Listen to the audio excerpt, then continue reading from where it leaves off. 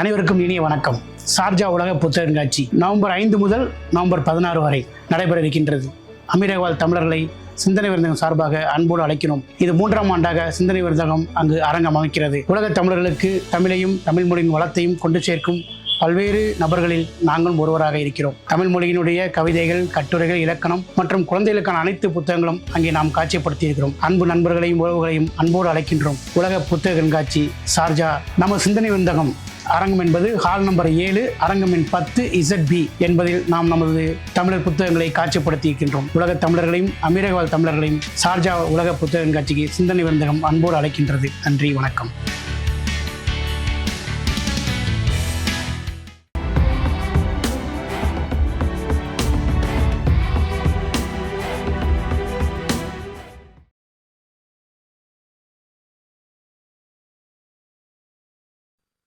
கருப்பு சிவப்பு கொள்கையை தாங்கி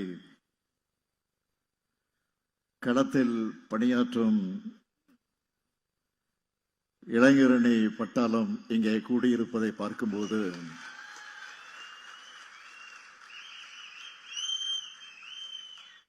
திருவள்ளூர் கோட்டமே திராவிட கோட்டமாக மாறியிருப்பதை பார்த்து பெரும் மகிழ்ச்சி அடைகிறேன். காலத்தின் நிறம் கருப்பு சிவப்பு எனும் அறிவு கருவூலத்தை தமிழ் சமூகத்துக்கு அளிக்கின்ற நூல் வெளியீட்டு விழா தமிழ்நாட்டின் லட்சிய கொடியாய் விளங்குகிற நம்முடைய கருப்பு சிவப்பு இருவண்ண கொடிக்கு வயது 75 என்பதை முன்னிட்டு வரலாற்று கண்காட்சி, இருநாள் கருத்தரங்கம், முற்போக்கு புத்தக கண்காட்சின்னு இளைஞரை முன்னெடுத்திருக்கக்கூடிய இந்த கொள்கை திருவிழாவில் பங்கெடுத்திருக்கக்கூடிய என் உயிரோடு கலந்துள்ள தலைவர் கலைஞர் அவர்களின் உயிரினும் உயிரான அன்பு உடன்பிறப்புகளே, உங்கள் அனைவருக்கும் என்னுடைய அன்பான வணக்கம். திராவிட முன்னேற்ற கழகத்தோட 75ஆம் ஆண்டு பயணத்தை நினைவு கூறக்கூடிய இந்த விழாவிற்கு அறிவு திருவிழான்னு உதயநிதி பேர் வச்சிருக்கிறார். இதைவிட பொருத்தமான தலைப்பு வேற இருக்க முடியாதுன்னு தான் சொல்லணும். கழகத்தை தொடங்கினது அறிஞர் அண்ணா. 50 ஆண்டு காலம் அதை கட்டி காத்தவர் நம்முடைய முத்தமிழறிஞர் கலைஞர். கழகத்தினுடைய முதல் தலைமையகம் பெயர் என்னன்னா அறிவகம். தலைவர் கலைஞர் கட்டிய தற்போதைய தலைமையகத்தோட பேரு அறிவாலயம். இப்படி அறிவை மையப்படுத்தி அறிவொளியை பரப்புவதையே தலையாய கடமையாக நினைச்சு இயங்கி வரக்கூடிய கட்சியோட 75ஆம் ஆண்டு கொண்டாட்டத்தை அறிவு திருவிழான்னு சொல்லாம வேற என்ன சொல்லி அழைக்க முடியும்? உலக பொதுமறை வழங்கிய வள்ளுவருக்கான இந்த கூட்டத்தில் தலைவர் கலைஞர் விரும்பிய அறிவு திருவிழாவை ஏற்பாடு செய்துள்ள இளைஞரணியின் செயலாளர் கொள்கை இளவல் தம்பி உதயநிதி அவர்களையும் அவருக்கு துணை நிற்கக்கூடிய இளைஞரணியினுடைய தம்பிமார்களையும் நெஞ்சார பாராட்டுகிறேன். தலைமை கழகத்தின் சார்பில் அவர்களை மனதார வாழ்த்துகிறேன். கடந்த 1 மாத காலமாக இந்த அறிவு திருவிழாவுக்கான பணிகளை தம்பி உதயநிதி அவர்கள் மும்முரமாக ஈடுபட்டு அந்த பணியை அவர் எந்த அளவிற்கு தன்னை ஒப்படைத்துக் கொண்டு பணியாற்றிக் கொண்டிருக்கிறார் என்பதை முரசொலி செய்திகள் தொடர்ந்து வந்து கொண்டே இருந்தது. நானும் சரி, அப்படி என்னதான் நிகழ்ச்சி ஏற்பாடு செய்யறாங்கன்னு பார்ப்போம் அப்படின்னு காத்துக்கிட்டு இருந்தேன். நான் எதையும் கேட்கல இடையில. இந்த அறிவு திருவிழா பார்த்த பிறகு சொல்லுகிறேன், என்னுடைய நம்பிக்கை வீண் போகல என்று சொல்வதை விட, நல்லா கவனிங்க, வீண் போகல என்று சொல்வதை விட நான் நினைச்சதை விட சிறப்பாகவே ஏற்பாடு செஞ்சிருக்கீங்க. வள்ளுவர் கோட்டத்தில் என்ன சொல்றேன், தம்பி உதயநிதியோட கொள்கை பிடிப்பு மிக்க செயல்பாடுகளை பார்க்கிறப்போ ஐயன் வள்ளுவர் சொன்னாரு, மகன் தந்தை காற்றும் உதவி இவன் தந்தை என்னோற்றான் கொள்ளெனும் சொல்லின் அந்த குரலுக்கேற்ப தம்பி உதயநிதி செயல்படுகிறான்னு பெருமையோடு சொல்றேன். அந்த பெருமையோடு அவருக்கு ஒரு வேண்டுகோள் வைக்க விரும்புகிறேன். ஏன் என்னுடைய அன்பு கட்டளை என்று கூட சொல்லலாம். இந்த அறிவு திருவிழாவை இத்தோடு நிறுத்தாமல் தொடர்ந்து ஆண்டுதோறும் நீங்கள் நடத்திட வேண்டும். நிச்சயம் இளைஞர் அணி சிறப்பாக நடத்தும் என்ற நம்பிக்கை எனக்கு நிரம்ப உண்டு. முழுக்க முழுக்க சாமானியர்களால் தொடங்கப்பட்டு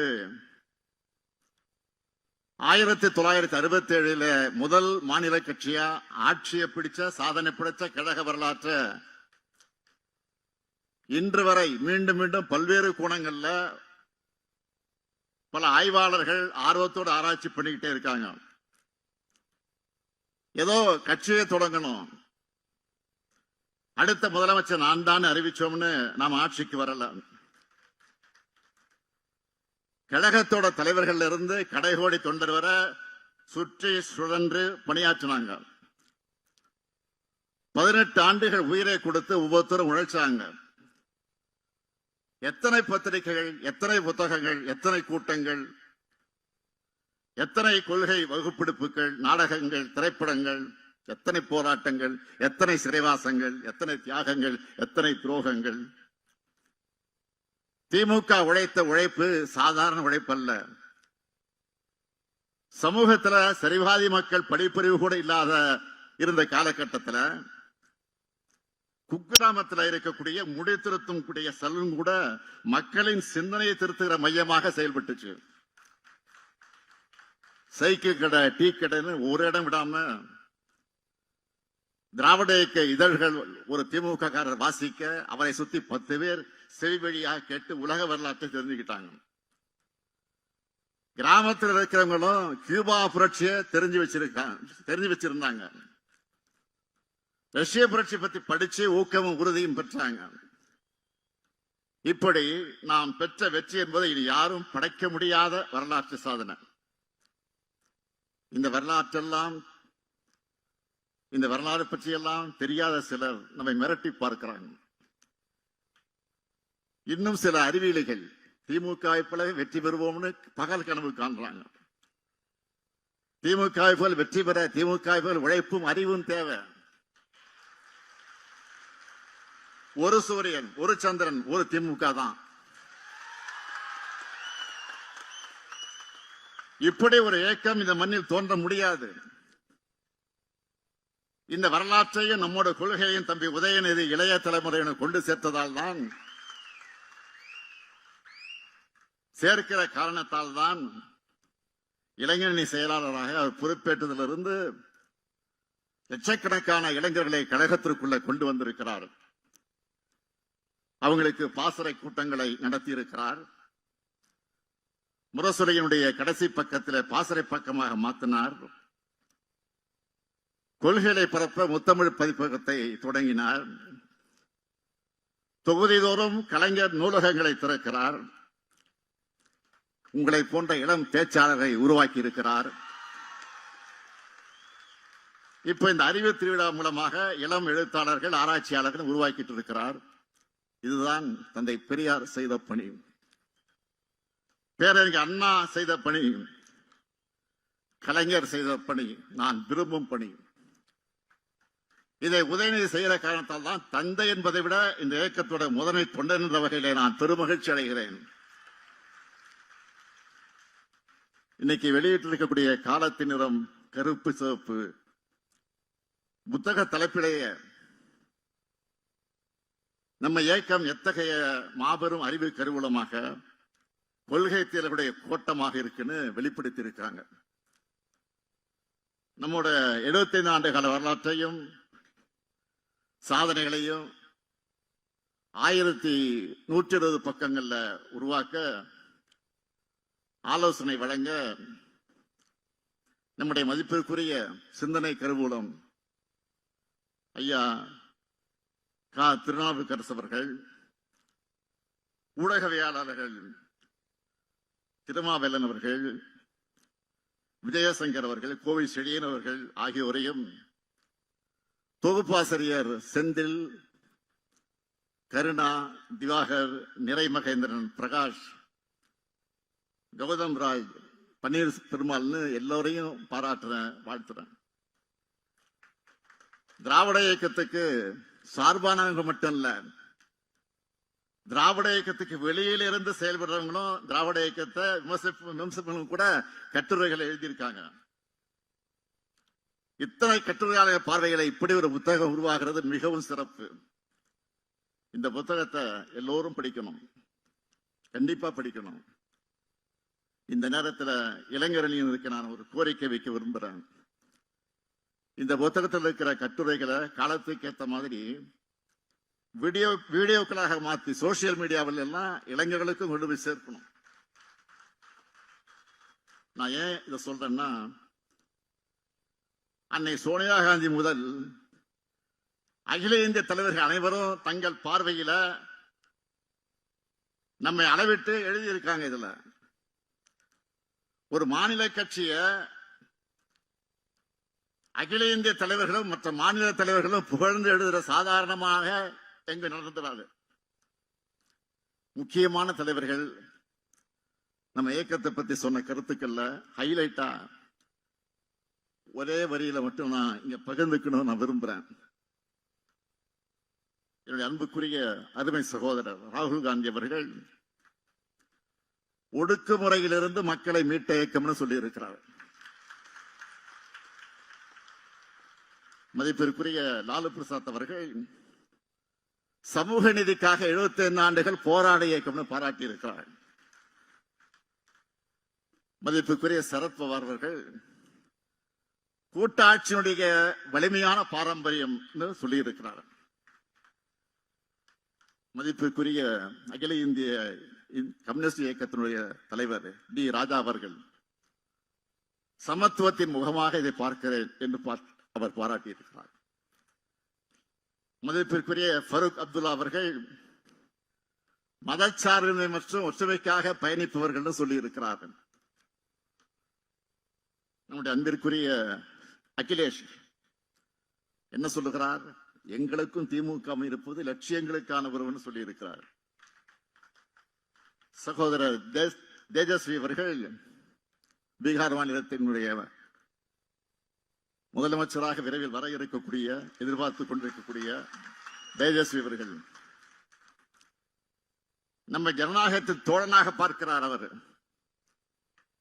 மரியாதைக்குரிய அரவிந்த் கெஜ்ரிவால் அவர்கள் அனைவரையும் உள்ளடக்கிய இந்தியாவை கட்ட நினைக்கும் இயக்கம்னு சொல்கிறார். இப்படி இந்தியாவை போற்றும் இயக்கமாக நம்ம திராவிட முன்னேற்ற கழகம் வளர்ந்திருக்கு. இந்த சாதனைகளும் வளர்ச்சியும் தான் பலருடைய கண்களை உறுத்துது.